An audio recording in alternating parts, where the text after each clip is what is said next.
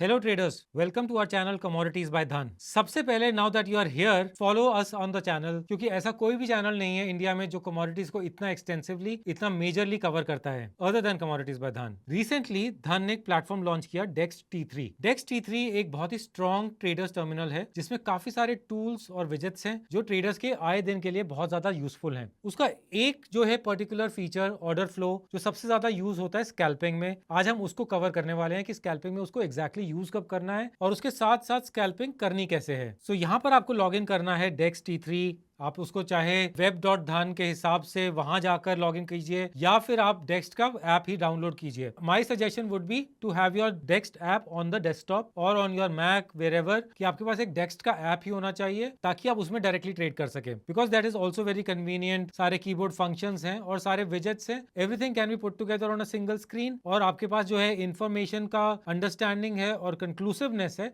वो बहुत जल्दी हो जाती है। आज हम एक पर्टिकुलर फीचर के बारे में बात करने वाले हैं, वो है ऑर्डर फ्लो। ऑर्डर फ्लो को कैसे यूज किया जाता है स्कैल्पिंग में, और उसको हम लाइव देखेंगे भी कि कैसे यूज कर रहे हैं हम स्कैल्पिंग में, क्योंकि हम उसमें कुछ पुराना डेटा नहीं यूज करने वाले हैं। हम उसमें बिल्कुल लाइव डेटा यूज करके आपको बताने वाले हैं कि ऑर्डर फ्लो को स्कैल्पिंग के लिए कैसे यूज करना चाहिए। Please come to my screen. आप मेरी स्क्रीन में देख रहे हैं 5 कमोडिटीज हैं और राइट साइड में IV है, OI है और नीचे ऑर्डर फ्लो का चार्ट चल रहा है। सो हम ऑर्डर फ्लो के चार्ट को एक्सपैंड कर लेते हैं और इसको समझते हैं कि हम ऑर्डर फ्लो को यूज कैसे करना है स्कैल्पिंग के लिए। अभी ऑर्डर फ्लो देखने में कैंडलस्टिक्स जैसा ही चार्ट है, लेकिन इसमें और काफी ज्यादा इंफॉर्मेशन है। वॉल्यूम प्रोफाइल है और हर कैंडल में कितना कितना बाइंग सेलिंग हो रहा है, कितना डेल्टा हो रहा है, वो सारी इंफॉर्मेशन है। अभी जब हम एक एक कैंडल पर आते हैं, हम जनरली जब एक कैंडलस्टिक्स के चार्ट को देखते हैं कि एक कैंडल दिख रही है आपको, कैंडल मतलब बाय, ग्रीन कैंडल मतलब बाय, सीधी सी बात है। फिर हम अगली कैंडल के बाद में हमें पता चलता है कि सेल आ गया है। लेकिन यहां पर ऑर्डर फ्लो में हमें जब ग्रीन कैंडल बन रही होती है,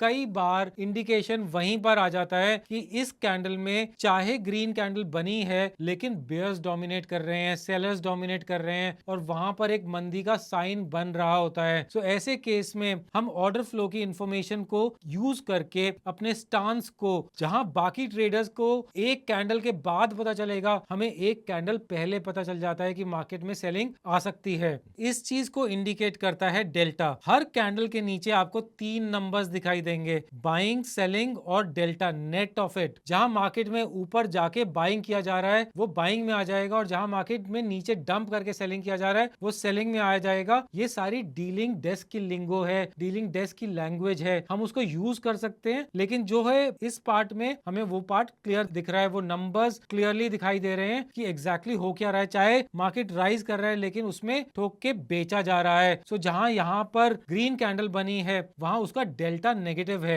ये क्रूड ऑयल में आज का प्राइस है। हम ऐसा नहीं है कि कोई पुराना डेटा देखकर उसे कोशिश कर रहे हैं, उसका पोस्टमार्टम कर रहे हैं। ये लाइव डेटा है। इसमें पहले मार्केट ने पूरा VWAP के ऊपर क्रॉस किया, लेकिन VWAP के क्रॉस होने के बाद ही डेल्टा नेगेटिव होना स्टार्ट हुआ, मतलब कि बाइंग जो हो रही है वो सेलिंग से कम हो रही है, सेलिंग ज्यादा होती जा रही है बाइंग से। सो इन दैट केस चाहे प्राइस राइज कर रहा है, चाहे कैंडल ग्रीन बन रही है, लेकिन सेलिंग इंक्रीज हो रही थी। उसके बाद क्या हुआ, उसके बाद धीरे धीरे ये चीज इंपैक्ट करना स्टार्ट की। Now just for a moment imagine, अगर आपके पास सिर्फ कैंडलस्टिक्स का चार्ट हो और आपके पास ये डेल्टा वाली इंफॉर्मेशन ना हो, तो पहले आप ये ग्रीन कैंडल देखोगे, आप कहोगे कि ये तो बहुत तेजी चल रही है मार्केट में और ये VWAP के भी ऊपर चल रहा है, ये तो तेजी वाला मार्केट है, इसमें तो छाप के बाय ही करना चाहिए। लेकिन सडनली फिर आपको रेड कैंडल्स दिखाना स्टार्ट होता है, फिर आपको लगेगा कि नहीं, ये रेड कैंडल शायद साइडवेज मार्केट है, until it breaks below the green candle's low, then it creates a doubt in your mind, and after that it breaks below the VWAP, then it breaks your hypothesis और आपके stop losses trigger हो जाते हैं। लेकिन यहां पर क्या हुआ है, ग्रीन कैंडल बनी है लेकिन जो है टोटल नेट डेल्टा नेगेटिव है, नेट डेल्टा रेड में है, मतलब सेलिंग ज्यादा हुई है बाइंग से। ये हमें इंडिकेट कर देता है कि चाहे मार्केट राइज कर रहा है लेकिन मार्केट थक गया है, वहां पर सेलिंग इंक्रीज हो रही है। So at that point of time a scalper has to become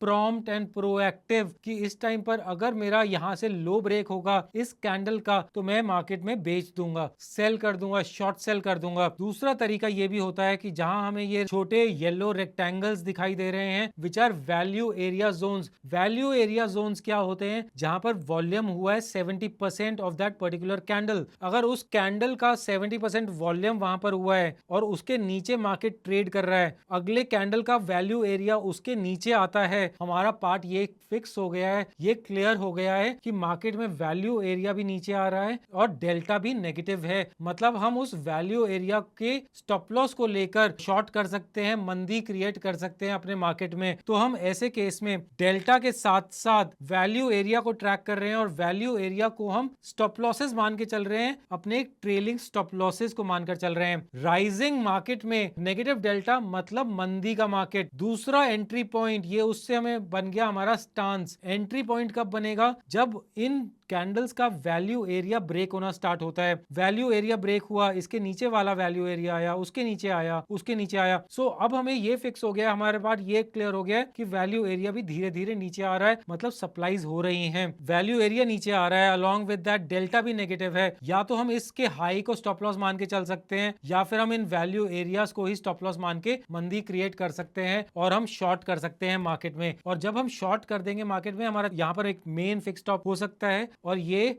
trailing stop losses हो सकते हैं। और हमने धीरे धीरे देखा, हमें एक अच्छा डाउन मूव मिल गया, यहां तक वीवैप तक मिला, उसके बाद एक बाउंस आया and after that it has broken below the वीवैप and then it again bounced. लेकिन हमें एक डिसेंट स्कैल्पिंग मूव मिल गया। Now you have to understand one thing that these are scalping strategies. इसके साथ हम पोजीशन कैरी फॉरवर्ड नहीं करने वाले हैं। हमारा जो है पूरा बाइंग, सेलिंग, स्क्वेयरिंग ऑफ सब कुछ विद इन 20-30 मिनट्स हो जाता है। 30 मिनट से ज्यादा तो हमारा ट्रेड शायद कभी कैरी फॉरवर्ड भी नहीं होता है। और ऐसा इसलिए होता है क्योंकि हम इमीडिएटली प्राइस की टेप रीडिंग कर रहे हैं। पहले क्या हुआ करता था, आज से 100 साल पहले अगर आप एक बुक रीड करें, जेसी लिवरमोर की एक बुक है reminiscences of a stock operator, वो बंदा क्या करता था, वो बंदा सिर्फ बिड और आस्क को रीड करता था। लेकिन उस ट्रेडर ने वहां से एक छोटे स्केल से टेप रीड करके, मतलब सिर्फ बिड और आस्क को रीड करके $1 बिलियन बनाए। $1 बिलियन 1930s के आज के $350 बिलियन के आसपास हो जाते हैं। He was reading only bid and ask. उस समय 5 लेवल की डेप्थ भी नहीं होती थी। आज उस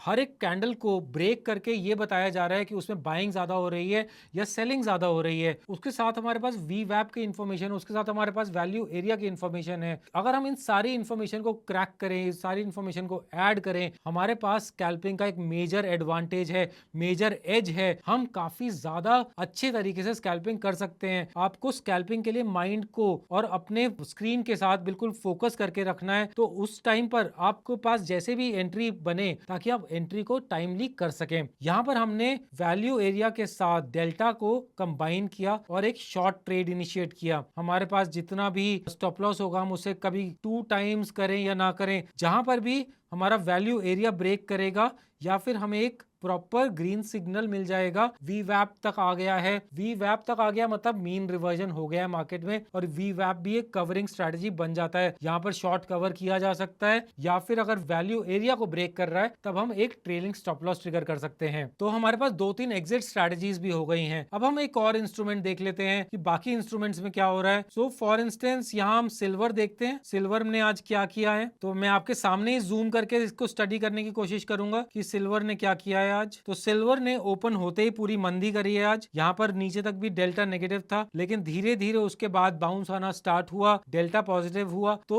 it became like a dumping scenario की मार्केट ने पूरा एक मंदी क्रिएट किया और उसके बाद एक रिवर्सल साइन हुआ। यहाँ पर आप एक बहुत एक यूनिक सा फैक्टर स्टडी करने वाले हैं, जो चीज आपको जनरली बुक्स में नहीं मिलेगा, ऑर्डर फ्लो के वीडियोस में नहीं मिलेगा। वो एक इंपॉर्टेंट पार्ट आ जाता है। एज ट्रेडर्स हमने स्क्रीन पर होते हुए देखा है। यहाँ पर आप देख रहे हैं एक कैंडल बनी है, रेड कैंडल। ओके, मैं इस चीज को थोड़ा बैक लेकर चलता हूं। ये एक बहुत इंपॉर्टेंट कॉन्सेप्ट है सेलिंग को, जिसको हम कहते हैं कैपिटुलेशन ऑफ सेलिंग। वो कैपिटुलेशन ऑफ सेलिंग हमें यहाँ पर दिखता है। यहाँ पर एक मंदी का कैंडल बना, एक रेड कैंडल बना, लेकिन उसका जो वैल्यू एरिया है वो उसकी विक में है, उसकी स्टिक में है, उसकी बॉडी में नहीं है, उसकी कैंडल की बॉडी में नहीं बना है, विक में बना है। तो जब वैल्यू एरिया ऐसी जगह पर बनता है, उसकी विक में बनता है और मार्केट उसे बाउंस करने की कोशिश कर रहा है, मतलब उसमें कैपिटुलेशन ऑफ सेलिंग का चांस बन रहा है। चाहे हम उस समय ट्रेड नहीं लेंगे, लेकिन हमें एक प्रॉम्प्टली एक चीज समझ में आ जाती है कि मार्केट में कैपिटुलेशन ऑफ सेलिंग हो रही है। वो ऐसा क्यों हो रहा है कि यहां पर सेलिंग हुई,